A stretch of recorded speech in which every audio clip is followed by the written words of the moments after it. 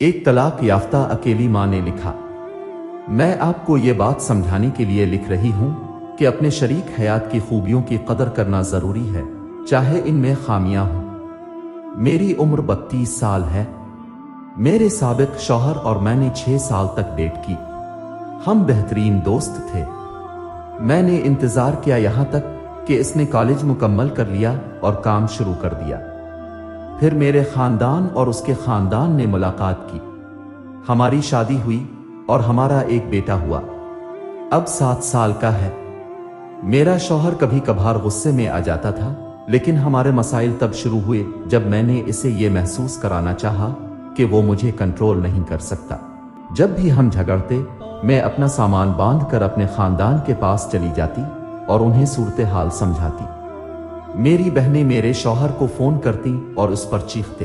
अगर वो मुझे कंट्रोल करने की कोशिश करता तो मैं हमेशा इसे कहती कि अगर वो चाहे तो मुझे तलाक दे सकता है। मैं कभी तलाक नहीं चाहती थी।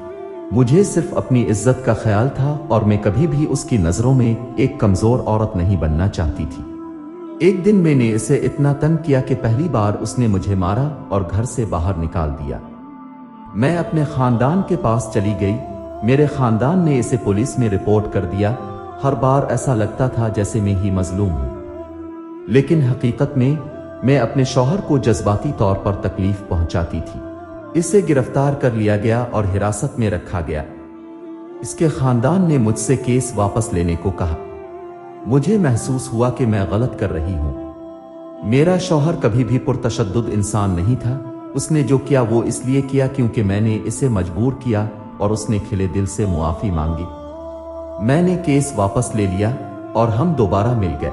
3 माह बाद एक छोटे मसले पर मैंने फिर से अपना सामान बांध लिया और वो अकेला रह गया। 2 दिन बाद मुझे कॉल आई कि वो अस्पताल में है।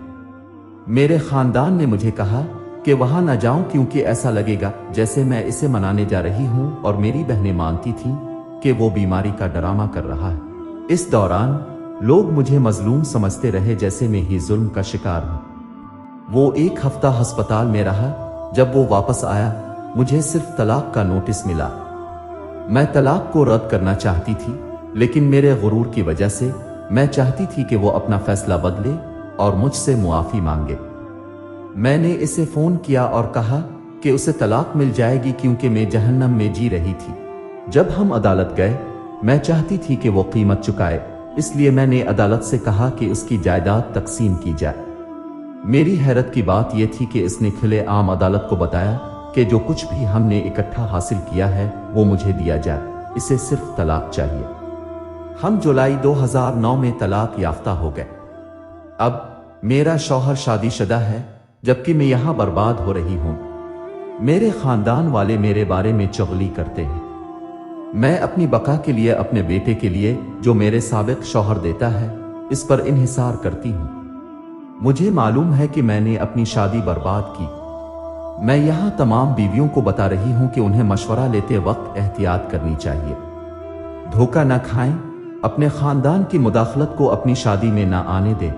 यहां तक कि मेरी छोटी बहनें भी मुझसे ज्यादा इज्जत पाती हैं।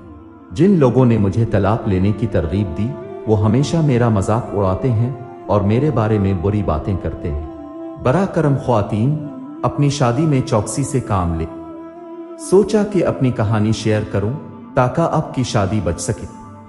गुरूर में कोई फायदा नहीं। कभी कभी ये मर्द का कसूर नहीं होता, ये आपका गुरूर होता है और वो लोग जो आपको मशवरा देते हैं। इसलिए अपनी शादी में होशियार और चुप ना रहे। अल्लाह हमें बुराई से, बुरे लोगों से, उनसे जो बुराई करते हैं और दूसरों को बुराई की दावत देते हैं, महफूज रखे अकरीम। आमीन। जज़ाक अल्लाह आपके वक्त के लिए।